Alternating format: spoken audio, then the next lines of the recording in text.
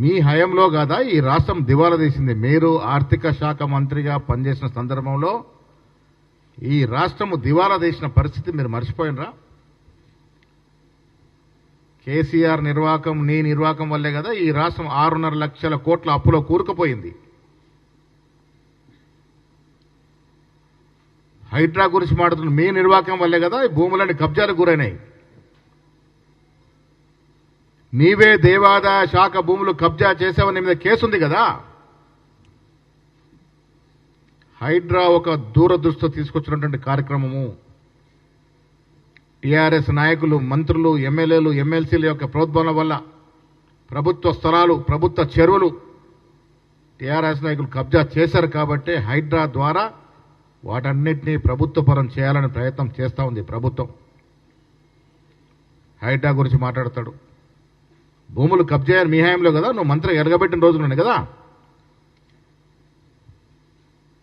ఇవాళ ప్రభుత్వం పడిపోతుంది అంటారు. ఎందుకు పడిపోతుంది ఆయన?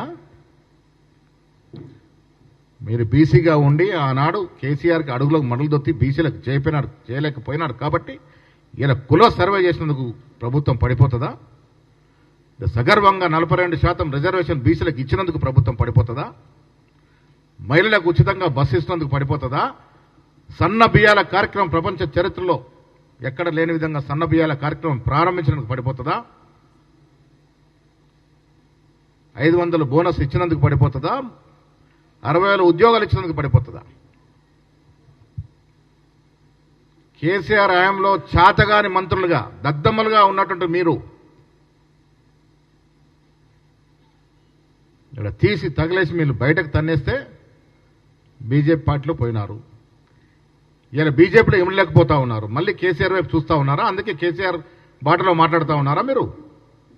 నాకు అనుమానం వస్తుంది, మళ్ళీ ఈటెల రాజేందర్ గారు కేసీఆర్ వైపు చూస్తున్నారేమోనని. బీజేపీ రాష్ట్ర అధ్యక్ష పదవి రావట్లేదని ఆ అక్కస్తో కక్కస్తో ఇష్టం వచ్చిన రీతిలో మాట్లాడుతానంటే చెల్లదు. ఒక పార్లమెంట్ సభ్యుడిగా ఉన్నావు, గౌరవంతో మాట్లాడి నేర్చుకోవాలి. ముఖ్యమంత్రిని పట్టుకొని ఇష్టారాజ్యంగా మాట్లాడతానంటే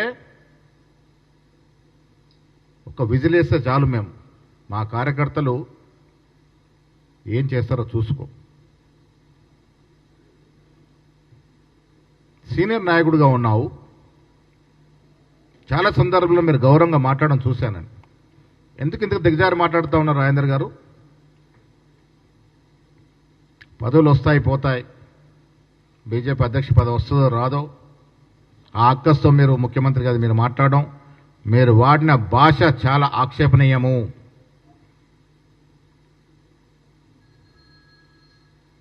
ఎన్నేళ్ల రాజకీయ జీవితంలో ఏం నేర్చుకున్నారు మీరు? చదువుకున్నవారు. సంస్కారాన్ని మంట కలిపే విధంగా మాట్లాడడం అనేది మంచి పద్ధతి కాదనే మాట ఈ సందర్భంగా మనవి చేస్తా ఉన్నాను. హైదరాబాద్కు సంబంధించి రాబడి గురించి మాట్లాడుతూ ఉన్నారు. హైదరాబాద్ ఉమ్మడి రాజకీయం రానిగా ఎవరు చేశారు? కాంగ్రెస్ పార్టీ కదా. కాంగ్రెస్ పార్టీ తెలంగాణ ఇచ్చినప్పుడు హైదరాబాద్ ఉమ్మడి రాజకీయం పెడితేనే కదా ఇవాళ మనకి అధిక ఆదాయం హైదరాబాద్లో వస్తూ ఉంది.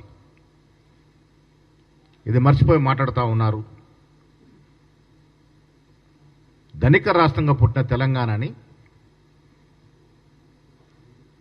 ఆనాడు అలీబాబా చాలీస్ చోర్ గ్యాంగ్లో నువ్వొక మెంబర్. ఈ రాష్ట్రాన్ని దివాలా తీసి ఈ రాష్ట్రాన్ని మంట కలిపిన చరిత్ర కేసీఆర్ ఫ్యామిలీ, కేసీఆర్ యొక్క అలీబాబా చాలీస్ చోర్లో నువ్వొక మెంబర్. మీకు ఇవాళ రాష్ట్రం గురించి, రాష్ట్రపతి గురించి మాట్లాడే అర్హత ఎక్కడది? ముఖ్యమంత్రి గారి గురించి మాట్లాడే అర్హత ఎక్కడది? రేవంత్ రెడ్డి గారిని ప్రజలు మెచ్చి నచ్చి ఎన్నుకున్నారు, ముఖ్యమంత్రి చేశారు. ప్రజలకు అనుగుణ పాలన జరుగుతూ ఉంది. ఉద్యోగాలు కావచ్చు, సంక్షేమం కావచ్చు, విద్య వైద్య రంగంలో అభివృద్ధి కావచ్చు, కాన్స్టిట్యూన్సీలో డెవలప్మెంట్ కావచ్చు, అన్ని రకాలుగా అభివృద్ధి జరుగుతూ ఉంటే కళ్ళబో కన్నబడినట్టు ఆ బీఆర్ఎస్ నాయకుల యొక్క బాణిని అందుకొని మాట్లాడుతూ ఉన్నాడు. ఈయన మాటలకి బీఆర్ఎస్ నాయకులు కేటీఆర్ మాటలకి ఏం తేడా లేదు. నాకైతే బీజేపీ నాయకుడిలాగా కాదు, పాత బీఆర్ఎస్ నాయకులాగానే మాట్లాడుతున్నట్టు కనబడతా ఉంది. ఇవాళ ఆర్థిక మాంద్యం ప్రపంచవ్యాప్తంగా ఉంది. అమెరికాలో ఆర్థిక మాధ్యమం ఉంది, విదేశాల్లో అంతటా ఉంది, మన దేశంలో ఉంది. టీఆర్ఎస్ హయాం ఉన్నప్పుడు స్టార్ట్ అయిన ఆర్థిక మాంద్యం ఇప్పుడు నడుస్తూ ఉంది. దాన్ని అధిగమించి ఇవాళ రాష్ట్రాన్ని పాలిస్తూ ఉంది కాంగ్రెస్ పార్టీ.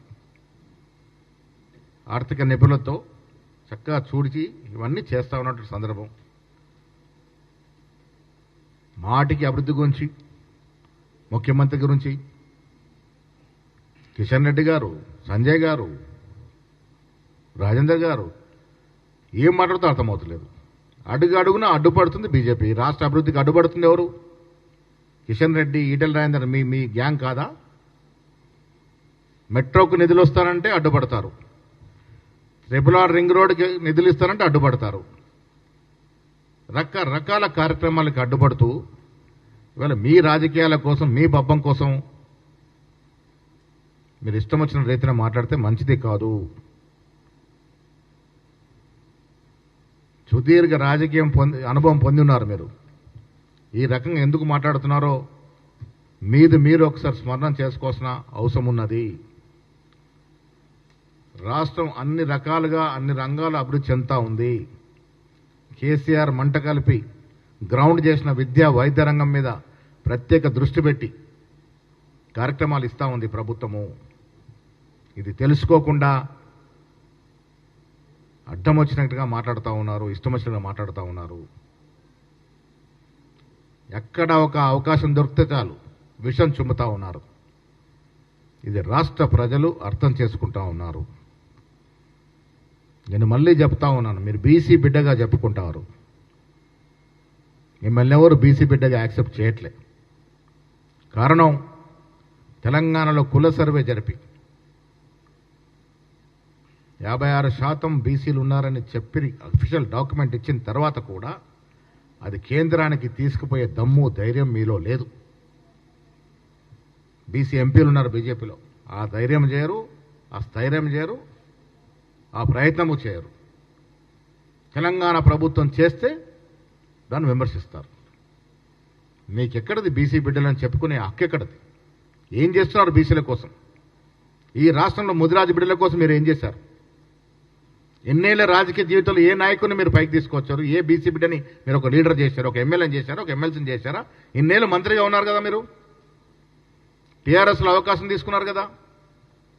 ఏ ఒక్క నాయకుడిని పైకి తీసుకొచ్చారు మీరు? మీరు బీసీల గురించి మాట్లాడతారు. సద్విమర్శ చెయ్యండి. మాకు, మా ముఖ్యమంత్రికి, మా మంత్రులకి భేషజాలు లేవు.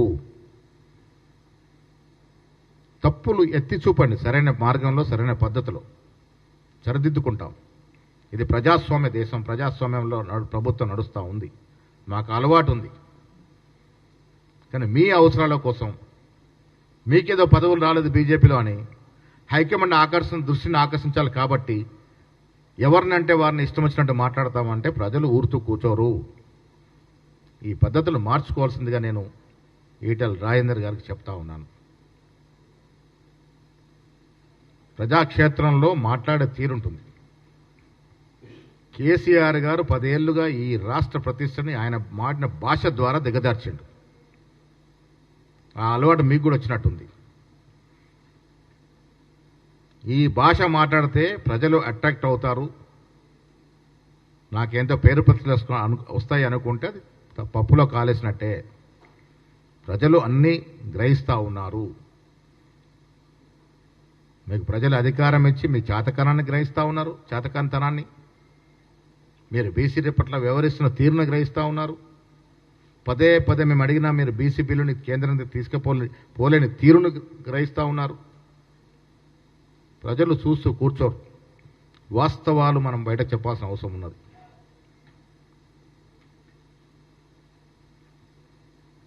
ముఖ్యమంత్రి గారి మీద మీరు వాడిన భాష నీకు ఎన్నేళ్ల రాజకీయ అనుభవం ఉన్న నాయకుడు తగదుగాక తగదు. ఇక ముందు జాగ్రత్తగా మాట్లాడితే మంచిది అని నేను రాజేందర్ గారికి హితవు పలుకుతా ఉన్నా. Thank you.